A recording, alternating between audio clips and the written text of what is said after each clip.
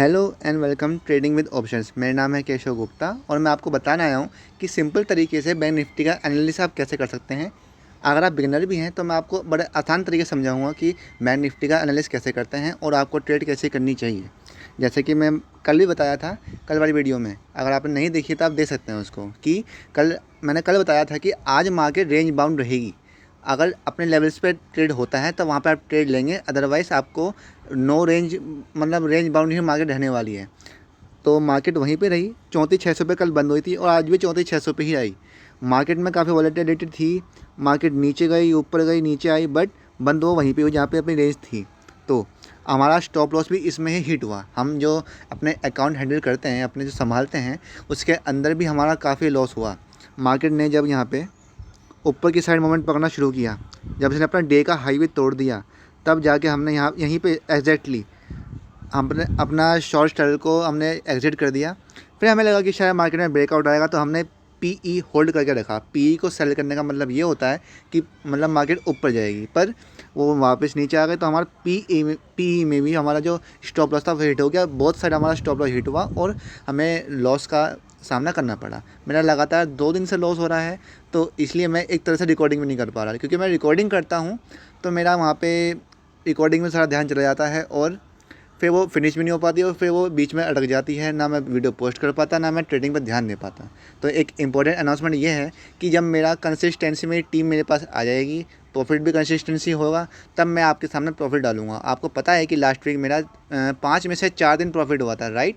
पर इस वीक मेरे एक दिन मैंने सोमवार मंडे को होल्ड करके ट्यूसडे को लाया, तो ट्यूसडे को मेरा लॉस हो गया, मतलब कल। और आज वेडनेसडे है, वेडनेसडे को भी मेरा लॉस हुआ है। तो ये लॉस लगातार 2 दिन हुआ है। तो मैं सोच रहा हूँ कि शायद अब मुझे अपनी जो रिकॉर्डिंग है वो बंद कर देनी चाहिए, ताकि जो मैंने अकाउंट हैंडल है वो उनको मेरा फ़ायदा हो सके।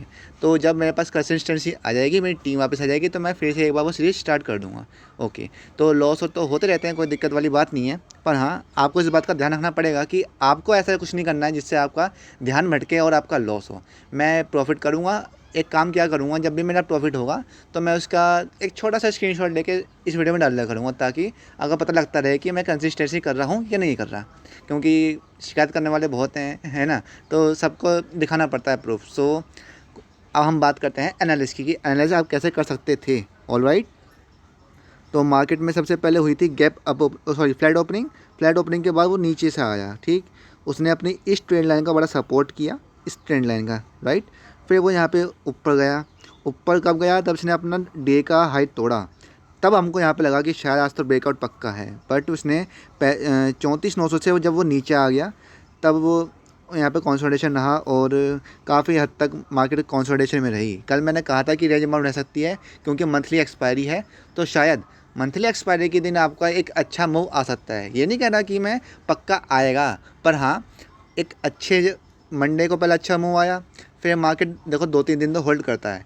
या तो चांस ये रहता है कि मंडे के दिन प्रॉफिट मतलब अच्छा मूव हुआ तो ट्यूसडे को भी होगा, ये चांस होते हैं। अगर एक दिन अच्छा मोमेंट आती है तो सेकंड डे भी वैसी ही तगड़ी मोमेंट आती है शुरू के 1-2 घंटे के अंदर, देन प्रॉफिट बुकिंग आती है। पर ऐसा अगर 1-2 घंटे के अंदर नहीं हो पाता है और प्रॉफिट बुकिंग नीचे की तरफ आ जाती है यूँ करके, सॉरी ऐसे नहीं, पहले एक दिन यूँ हो गई मार्केट ऊपर, राइट।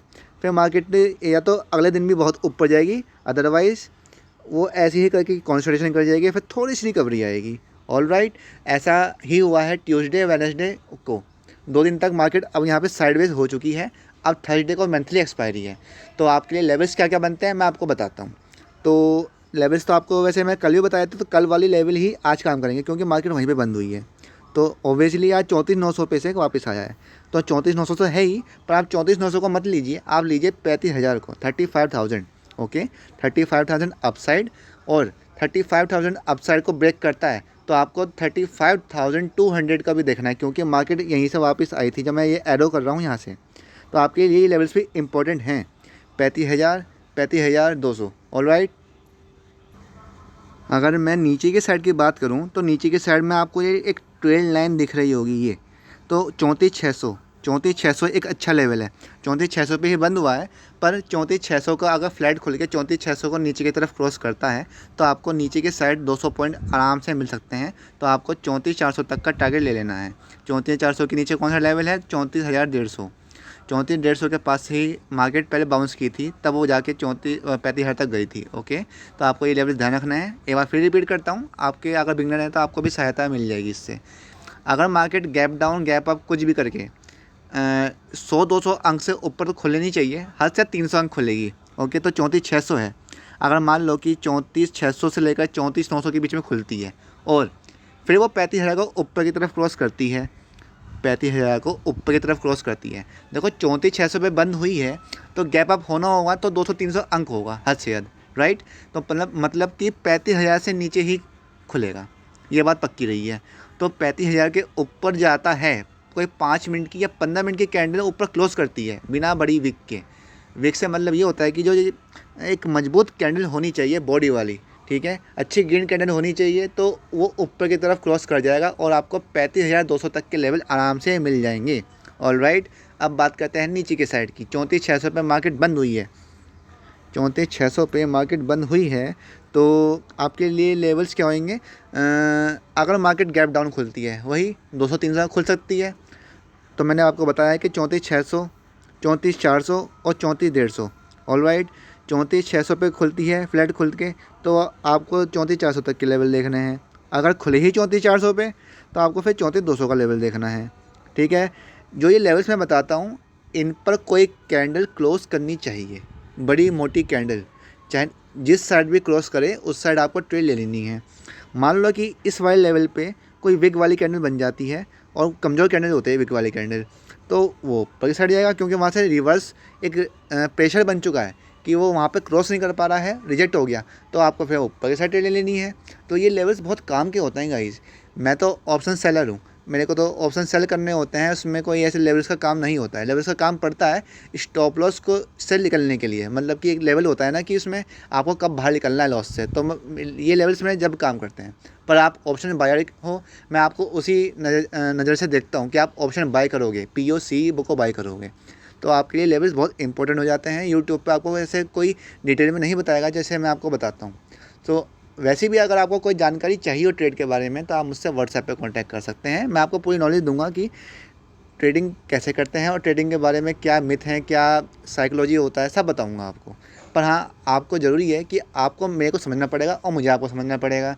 सो आपको मेरा टेलीग्राम चैनल ज्वाइन करना पड़ेगा ताकि आपको फ्री नॉलेज मिल पाए। टेलीग्राम ज्वाइन करने का कोई पैसा नहीं है और ना सब्सक्राइब करने का कोई पैसा है। मैं आपको ये free of cost service provide कर रहा हूँ। आप मुझसे कोई सा भी कांटेक्ट कर सकते हैं, कैसे भी सर्विस प्रोवाइड ले सकते हैं। ओके, अपना कीमती समय देने के लिए पूरे दिल से धन्यवाद। और कोई भी क्वेरी हो आप मुझसे कभी भी पूछ सकते हैं। आई नो मैंने थोड़ा सा अपना ज़्यादा प्रचार प्रसार कर दिया, हाँ कोई बात नहीं। पर हाँ, बिगनर्स को बहुत दिक्कत होती है सही में, क्योंकि जब मैं बिगनर था तो बहुत दिक्कत होती थी, तो मैं नहीं चाहता कि वो दिक्कत आपको हो। अब जब मेरे को नॉलेज नहीं थी तो मैंने भी बहुत प्रॉब्लम्स फेस की, पर अब जब मेरे को पता है तो मैं नहीं चाहता कि कोई और ऐसी प्रॉब्लम फेस करे। मेरे साथ लोग 1-1 घंटा बात करते हैं और मैं उनको बताता हूँ कि क्या उनको करना चाहिए क्या नहीं। ऐसा ज़रूरी नहीं है कि मैं उनको अपनी सर्विस ही बेचूँ, ऐसा कुछ चक्कर नहीं है। उनकी जो प्रॉब्लम होती है उसके अकॉर्डिंग उनको एडवाइस दी जाती है। ओके, तो बेफिक्र होकर आप मुझसे बात कर सकते हैं।